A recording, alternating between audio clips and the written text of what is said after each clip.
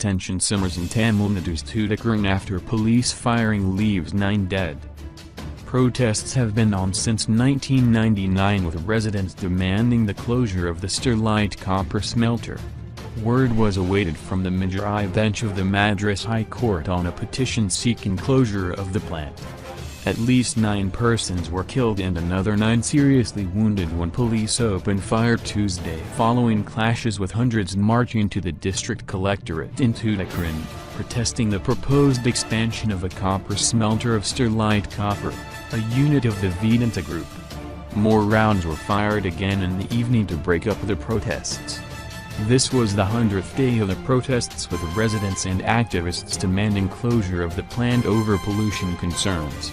Tamil Nadu Chief Minister K. Palaniswamy, who confirmed the death of 9 people in police action, said in a statement that the protesters took out a procession towards the collectorate in defiance of prohibitory orders clamped in the area. Ordering a judicial inquiry into the incident, Palaniswamy announced compensation of Rs10 lakh to the families of each of the dead. Governor Banwaral Purohit condoled the deaths.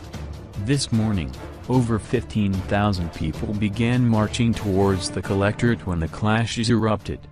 While DGP T.K. Rajendran declined to disclose details, a police officer, who was present at the site, said trouble began after the protesters entered the collectorate's premises. Police had no option but to open fire because they would have ransacked the district headquarters, he said. Other than the 9 dead, 9 were battling for life in hospital. Most had bullet marks on their face, chest or abdomen. One of them is a girl aged 17, said a doctor attached to the Tuticorin District Medical Office. 3 of the dead were from the village of Cruzpuram. We were forced to respond because there were intelligence information that they were marching to the residence of the district superintendent of police, a senior officer said, adding that the homes of the SP and collector were on the route of the protest march.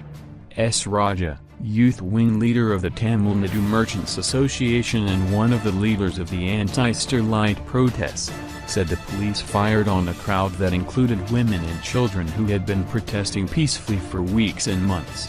Among the dead was 24-year-old Madurai, who had been at the forefront of peaceful protests. He was already very upset because his friend died of cancer yesterday. He attended the funeral this morning, returned home to take a bath and rushed to join the protests, Raja said. There were 2 protests in Tuticorin Tuesday against the Sterlite plant, one headed by a group that had led the protests for 3 decades and another by Collectorate, a radical left group. Following the firing, people gathered in hundreds at Sav Playground shortly after noon. Fatima Babu, a 65-year-old who retired as a college professor, said, "I have been a part of this for the last 25 years. This incident could have been avoided. I don't know why the authorities failed to handle it strategically."